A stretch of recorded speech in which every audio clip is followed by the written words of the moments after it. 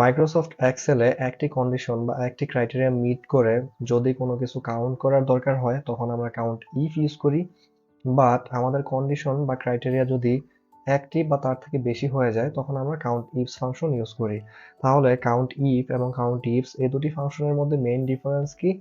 Main difference হলো count if শুধুমাত্র একটি কন্ডিশন বা ক্রাইটেরিয়া মিট করে কাউন্ট করতে পারে, অন্যদিকে কাউন্ট ইফস কন্ডিশন এক বা তার থেকে বেশি কন্ডিশন যদি হয় তাও সে ওই কন্ডিশনগুলো মিট করে কাউন্ট করতে পারে। তো এখানে আমাদের দুটি প্রবলেম রয়েছে, এই দুটি প্রবলেম আমরা কাউন্ট ইফস ফাংশন ইউজ করে সলভ করব। আমাদের ফার্স্ট প্রবলেম কি? ফার্স্ট প্রবলেম হলো সেলসম্যান বেন আসুস ব্র্যান্ডের কতগুলো প্রোডাক্ট সেল করেছে। এখানে কন্ডিশন কয়টা? এখানে কন্ডিশন হলো দুইটা। ফার্স্ট কন্ডিশন কি? ফার্স্ট কন্ডিশন হলো সেলস পারসন বেন হতে হবে এবং ব্র্যান্ড আসুস হতে হবে। তাহলে আমরা কাউন্ট ইফস ফাংশন কল করি, ইকুয়াল কাউন্ট ইফস।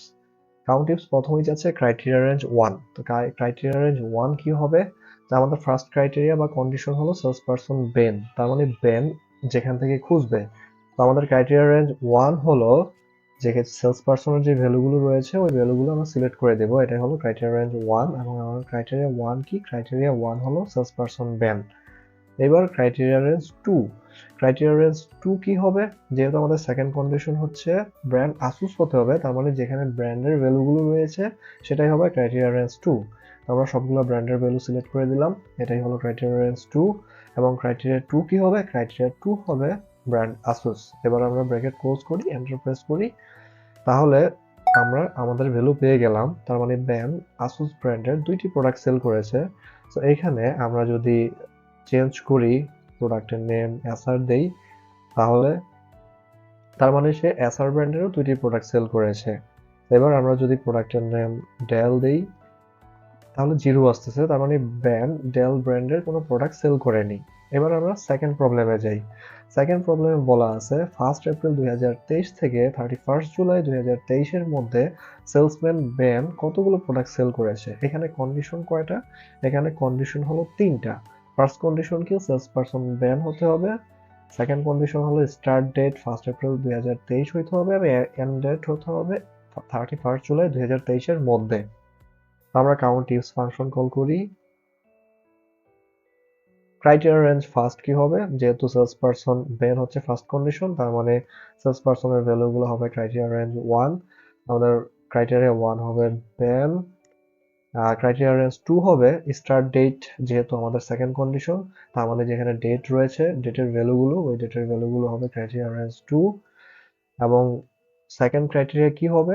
যেহেতু বলা আছে 1 এপ্রিল 2023 থেকে 31 জুলাই পর্যন্ত, তার মানে এখানে গ্রেটার দেন ইকুয়াল হবে এন্ড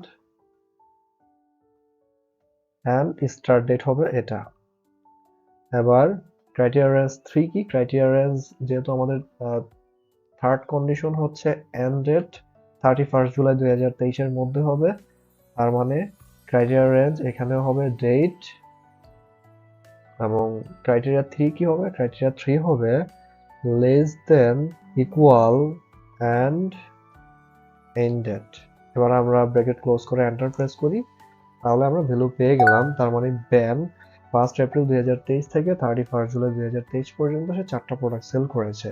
তো এখানে আমরা যদি 1 জানুয়ারি দিয়ে দিই তাহলে ভ্যালু বাড়তে থাকবে, আর এখানে যদি আমরা 20 অগাস্ট দেই তাহলে এই ভ্যালুগুলো এই ডেট ওয়াইজ চলে আসবে। তার মানে এই টোটাল ফাংশনটাই হচ্ছে ডাইনামিক একটা ফাংশন।